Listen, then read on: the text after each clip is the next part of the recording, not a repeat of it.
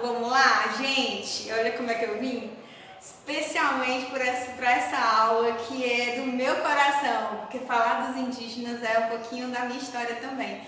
Apesar de ser loura, como vocês sabem, né?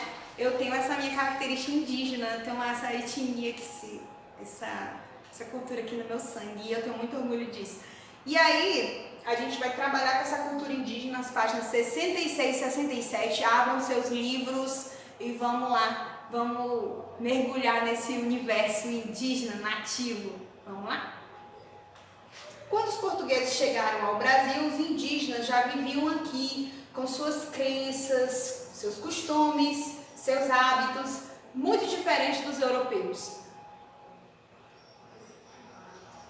E aí, ó, a chegada dos portugueses e os índios aqui, os tupis guaranis, os tupiniquins, todas essas tribos aqui que viviam no litoral brasileiro, que foram aí, que receberam esses europeus, né? E receberam bem, sim, mas com o decorrer da comunicação deles, houve as guerras, porque eles foram, né, tentando, né, fazer com que esse índio, né,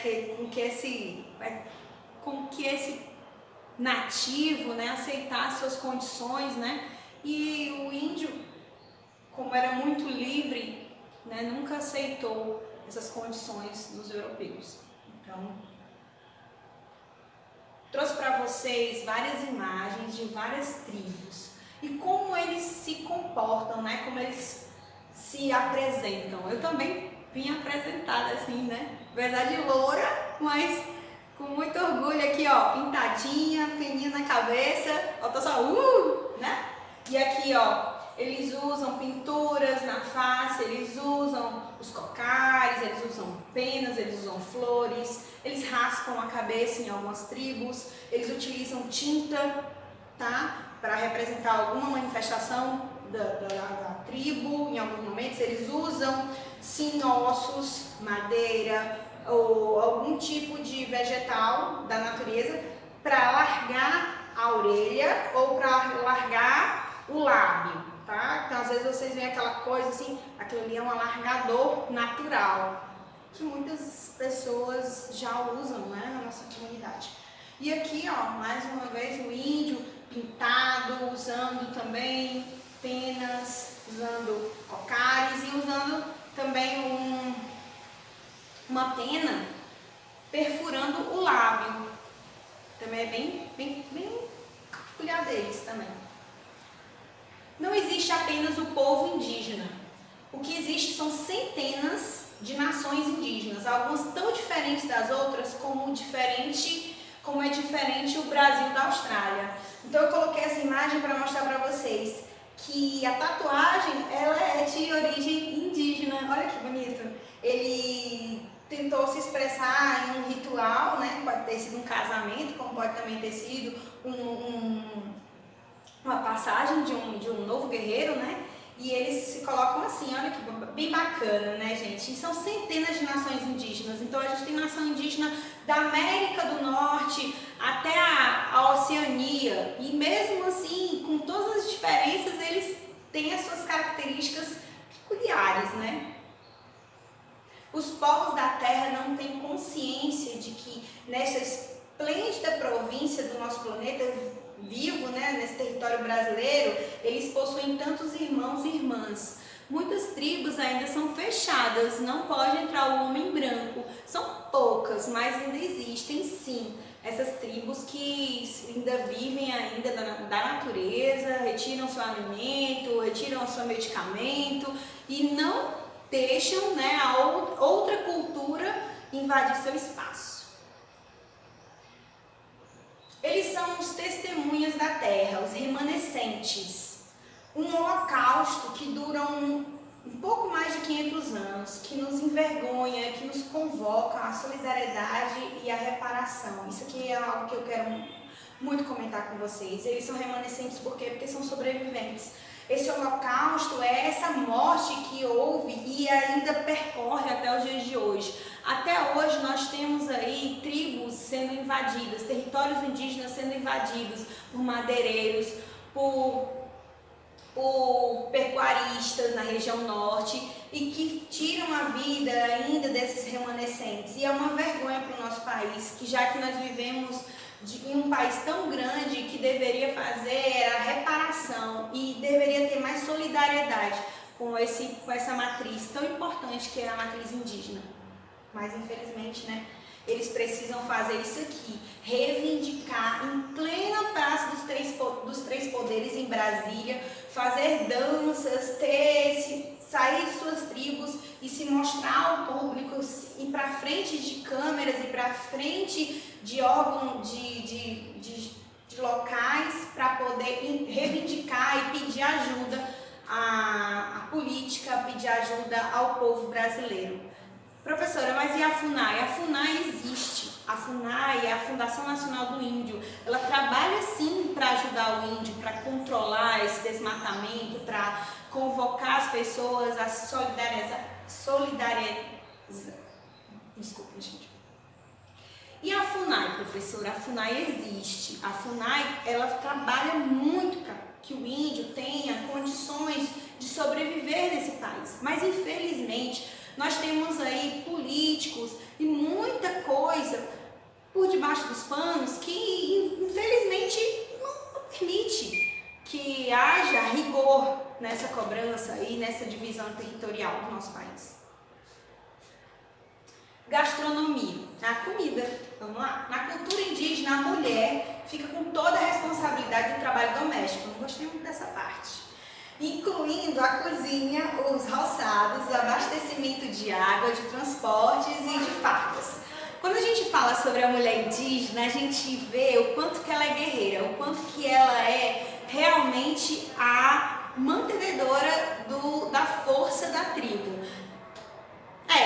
E o chefe, e o cacique, e o guerreiro, não, eles são importantes, mas quando a gente vê aquela mulher tão desprovida, né, às vezes, de roupa, não usa roupa, tão natural e tão forte e tão intensa, né, que segura o filho de um lado, amarrado, e que muitas vezes segura o filho aqui, já vai colhendo aqui, vai plantando ali, vai matando um animal aqui, vai cozinhando. A gente vê o quanto que ela é forte, o quanto que ela é admirável, e é uma das coisas que eu acredito que a mulher brasileira herdou dessa mulher indígena, essa força, essa energia, essa disponibilidade de ser proativa, de fazer muitas coisas ao mesmo tempo, e ser mãe, né?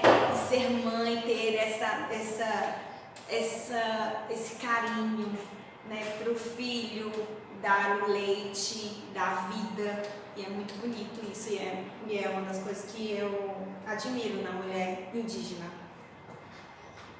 E aqui eu trouxe uma imagem para vocês verem o quanto que elas são belas, sem roupa, só com seus adereços criados para embelezar em algum momento aqui, mas assim, com toda a sua fragilidade, ao mesmo tempo com toda a sua força. É um contraste tão grande, porque ela consegue colher a mandioca, ela consegue ralar a mandioca, ela consegue fazer a tapioca, ela consegue alimentar a tribo. É muita coisa para um ser tão sensível e tão delicado que é a mulher, né? E aqui nós temos o milho, que é uma das coisas que eles plantam, que eles consomem. Nós temos o peixe que eles pescam, temos a tapioca aqui e como eles fazem. Olha que bonito, bem bacana, né? Vamos continuar. Mais uma vez a mulher aqui se mostrando o quanto ela é proativa, o fogo ali, ó, a fogueira, ela aqui descascando as frutas. Os pequenos ali, os curumins, né, os pequenos índios, eles trabalham dependendo do sexo, né? As crianças seguem os pais para aprender a caça, plantio, como produzir tudo, e o homem tem o que eles têm que fazer e a mulher também tem. A gente vai já ver isso. Vamos lá. Mais comidas, né? Aqui, gente, é bem bacana. É uma das coisas que eu queria mostrar para vocês. Isso aqui é uma comida indígena muito conhecida no Pará, tá? Que é feita com uma erva e feita com camarão também. Ela tem uma característica de deixar a língua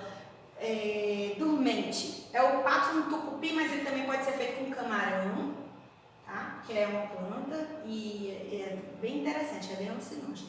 E os índios consomem bastante. Aqui, ó, como eles usam uma cuia, né, de coco, o pão feito do jeito deles, tudo no jeito deles.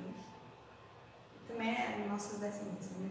Algumas das técnicas conhecidas da cozinha dos indígenas são: eles pisam, moquear, espremer, peneirar, ralar, curtir ou curar, conservar, fermentar, né, assar, tostar, cozer, passar pela fervura. Tudo isso é o que o índio faz. Ai, professora, mas eu não sei o que é isso. Fermentar, eles fermentam, colocam um alimento de um dia para o outro numa água, ou de dias dentro de uma água, e aquilo ali vai ser fermentado, e eles fazem uma bebida. Pode ser feito de algumas frutas, pode ser feito de pão, tudo isso é bebidas fermentadas. Elas não precisam levar álcool, elas precisam de tempo para elas fazerem esse tipo de processo, tá? Os assados sempre são feitos enrolados em folhas de bananeira ou palmeira ou algum tipo de planta que eles possam fazer esse modelo que eu vou mostrar para vocês agora. Olha, como a pamonha, tá? Eles utilizam a casca do milho, e essa casca do milho eles enrolam, né? Esse cozido feito de milho, enrolam, colocam, amarram, e depois eles cozinham em água quente e ela fica daquela forma ali, ó. Também eles fazem o pirão, feito com uma farinha, que é feito de mandioca, tá? E aqui alguns alimentos que eles também produzem e que passam de geração em geração para nós, brasileiros, né? Nossas heranças culturais. Nós também fazemos nas nossas casas e nem sabemos que é de origem indígena. É muito comum também o modo de preparo de pratos em fornos subterrâneos. Como é isso, professora? É cavar um buraco no chão, coloca-se no fundo desse buraco algumas madeiras, coloca-se fogo e bem em cima, já no solo, se coloca uma panela, um tacho, e assim eles vão fazendo. Algumas pessoas no Paraná utilizam esse tipo de fogo subterrâneo para fazer o porco frito. Eles também chamam de porco no tacho, tá? É um dos pratos típicos de lá e é bem interessante. É de cultura indígena também. Trouxe aqui uma imagem de como é que eles fazem aqui. A panela, e você vê o chão, e você não vê o fogo, porque está enterrado. Eles fizeram um buraco, colocaram o fogo lá embaixo, e aí fica assim, tá bom? Fogo subterrâneo. Tal técnica consiste em fazer um buraco no chão, está explicando, forrar com folhas grandes de árvores, colocar a carne enrolada ou apenas cobri-la com folhas, colocar terra e por fim atear o fogo em uma fogueira em cima. Aqui é uma das técnicas, tá? Aquela que eu mostrei para vocês é diferente, mas essa daqui é a mais padrão que eles utilizam. Assim podemos dizer que a alimentação indígena ainda está presente de maneira forte na região norte do país, que contribuem com grande herança para a formação da alimentação brasileira. E aí nós temos aí a nossa pamonha, ali a macaxeira, em alguns lugares são chamadas de mandioca, outros lugares são chamados de aipim, né? Aqui nós temos o guaraná, para quem não sabe, o frutozinho que dá aquele refrigerante maravilhoso, que é patenteado como nosso, o guaraná antártica, né? E aqui a paçoca, que é o quê? É a carne pisada, né? E depois misturada com verduras, verduras e a farinha de mandioca, que é feita da mandioca, tá bom? Cultivo. Eles costumam cultivar pequenas áreas de terras para sustento da comunidade. Não é produção em grande escala para venda, é para o cultivo e sustento da comunidade deles. Eles plantam mandioca, feijão, milho, batata doce. E a alimentação indígena é obtida da natureza. Eles só retiram dela o que realmente eles precisam, tá? É de subsistência mesmo. Vamos passar? E vocês vão ver os utensílios que eles utilizam. Os utensílios utilizados para a preparação da alimentação deles são feitos manualmente, tá bom, gente? E são usadas eles usam muito a cerâmica, a urupema, o peão, as cuias, as cabaças, os balaios, alguidás, potes com água e etc. Então tudo isso aqui, ele é feito, tá? manualmente. Nada é produzido em fábricas, tá bom? E aí vocês estão vendo aí o nosso artesanato indígena, tá? E aqui alguns cestos feitos de palha, feitos de piaçava, que também é um tipo de vegetal, e barro, que a gente também chama de argila, tá? Muito bonitos. Todas essas matérias são feitas de barro, madeira, casco de animal, cascas de frutas e etc. E aqui mais uma arte, a gente chama de arte marajoara, é uma das artes mais bonitas da região norte, se encontra muito em Porto Velho, se encontra muito isso aqui na Amazônia, em Manaus, tá? Rondônia, porque são de origem, a região norte do país, ela tem uma força muito grande indígena. Então é muito característico se ver isso aqui lá, tá bom? A base da alimentação indígena é a mandioca, com a qual se obtém a massa ou a farinha e com quem eram feitos diversos quitutes também e são feitos até hoje. Além disso, fazem parte da alimentação o cará, os pinhões, a batata doce, o cacau e o amendoim. Eu vou mostrar para vocês algumas imagens. E aqui, para quem não sabe, isso aqui é o pinhão, a pinha. Isso aqui é o fruto daquela planta. Sabe no Natal, quando a gente vê aquela coisinha linda que botam na mesa, que é toda cheia assim de buraquinhos nas laterais? Aquilo ali é pinha e o pinhão vem dela. E na região sul a gente encontra muito, na região norte e na região sul a gente encontra muito. Não tem gosto de nada, na realidade ele é cozido na água com sal. E aí você come ele, você sente ele salgadinho, é como se fosse uma castanha. Mas ele tem um gosto bem mais macento e ele é maior. E ali vocês vão ter a mandioca, né? A farinha, que é feita de mandioca, aqui a batata doce e aqui alguns tipos de batata, tá? Tem a batata baroa, tem a batata inglesa, a batata doce, tem vários tipos de batata. Todas elas são cultivadas e são produzidas e são alimento para a tribo também, tá bom? Os legumes verdes praticamente não eram consumidos, mas são ingeridos sim, o caruru, o palmito e a serralha. É bem interessante essa parte que eu queria mostrar para vocês, daqui a pouquinho eu vou mostrar as imagens, porque nem eu que já estudei tanto sobre esse assunto, eu não sabia como era a serralha, eu só sabia do nome, mas eu nunca tinha visto. E aí eu fui pesquisar sobre ela e a gente vê em todo canto, é bem interessante, daqui a pouco eu mostro. E no cardápio é possível encontrar também peixes, tartarugas, mariscos.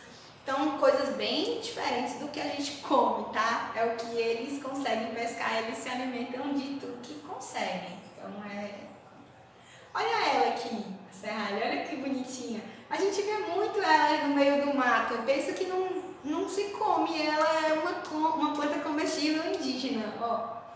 É uma florzinha amarela, pequenininha, e a folha é verdinha e bem, parece assim é bem desenhadinha, é linda. E eu acho que tem muito aqui na lateral aqui da nossa redondeza, hoje tem a lagoa. Aqui é o palmito, é uma planta, tá? É feito esses rolinhos com caule dela. E a maioria das vezes vocês conseguem ver nos supermercados dessa forma. Enlatados ou engarrafados e eles são em conserva. Aqui é aquela comida lá que vocês viram, caruru. Ele é feito de quiabo. Interessante, era um dos legumes que eles comem. Eles não comiam muito desse tipo de verduras, né? Então eles comem o quiabo. Nem todo mundo gosta. Ele tem uma babinha e tem essas sementinhas. Eu gosto. E esse prato é muito típico lá da região norte, é feito com camarão, é feito com a farinha de mandioca e é feito com quiabo. Plantas medicinais indígenas, gente. A farmacopeia, a arte de preparar e compor medicamentos indígenas foi sempre muito rica, tá? Praticamente, para cada doença conhecida, as correspondentes às ervas plantadas e as beberagens terapêuticas também são feitas, tá bom? Aqui eu trouxe algumas das ervas que eles utilizam. Eles utilizam muito essas plantas com flores, tá? Então, aqui ó, a babosa, tem alguns que tem em casa, o orégano, o manjericão, louro, alecrim, hortelã, sálvia, o boldo do Chile. Eles utilizam muito para dor de dente, para dor no estômago, para dores em geral, né? Dor de cabeça, para todos os tipos de doenças. Aí como eles utilizam, como é que eles fazem os remédios, eles macetam, né? Que a gente chama de macetar. Eles amassam, né? E aí extraem. Aqui, ó, mais uma planta. Aqui a imagem de uma perna de um índio, e ele deve ter sido picado, ou ele deve ter se machucado, e aí eles pegam essas folhagens, macetam, e depois eles revestem, né, a parte que está machucada, amarram e esperam cicatrizar, tá? Aqui retirando seiva, retirando talhos, né, de caule. A gente vai ver muito isso aqui com a aroeira, que é uma das plantas que a gente utiliza, a cicatrização, e é retirado talhos do caule dela. Aqui mais plantas, como é que eles utilizam, como eles vendem na região norte, eles vendem muito essas beberagens, que a gente chama de, aqui a gente chama de cozidos, cozimentos, lambedores. Aqui a gente chama de lambedores. E aqui a gente chama de beberagens, que é como o cozir, é o cozer, né? Vamos dizer cozir. O cozer da erva, né? Deixar de um tempo e depois beber esse cozimento. Medicina mundial. Algumas foram incorporadas pela medicina mundial, como a ipecacuanha. É até difícil de falar, né? Ipecacuanha.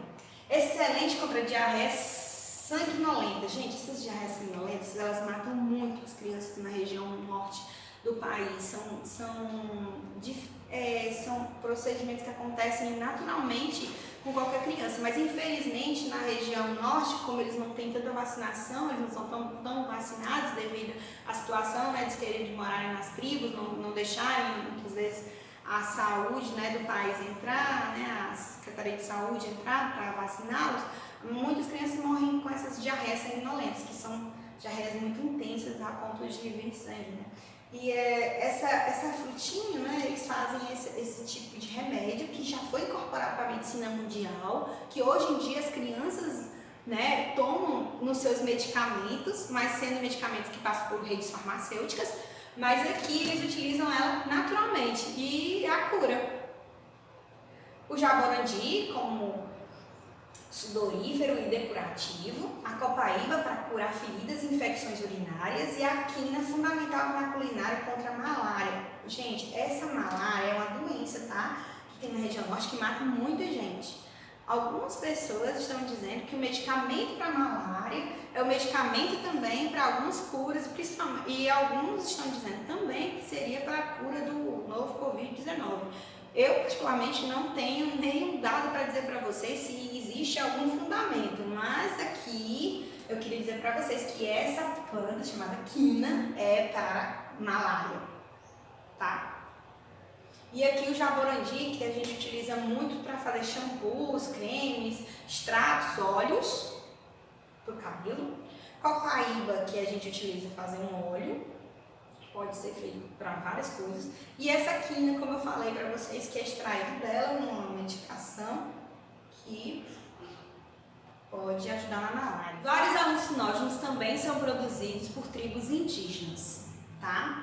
Eles utilizam os seus rituais, no que eles vão fazer nas suas tribos, independente do que e para quê, mas eles utilizam, tá? Vários alucinógenos como a ayahuasca, o capi e a coca, que é utilizada como anestésicos, tá? E também como drogas farmacêuticas. Eu vou passar para vocês verem a imagem deles e eu vou explicar por quê. A coca, por exemplo, que é a Coca-Cola que vocês bebem, ela é feita da folha da coca. Olha como ela é. Ela tem potássio, ela tem vitamina C, ela tem fósforo, ela tem esse flavonoides, ela tem cálcio, tem magnésio, ele tem fibra, tem vitamina E. Qual é o problema da Coca-Cola? O problema da Coca-Cola é que ele não tem só isso aqui. ele tem o café.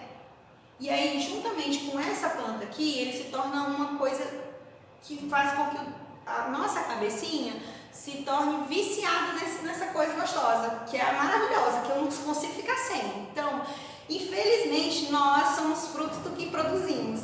E a Coca-Cola, ela tem esse probleminha, né, de nos deixar viciados. Essa aqui é a tal da ayahuasca. Ela é muito usada por algumas religiões e chamada também de santo daime, tá?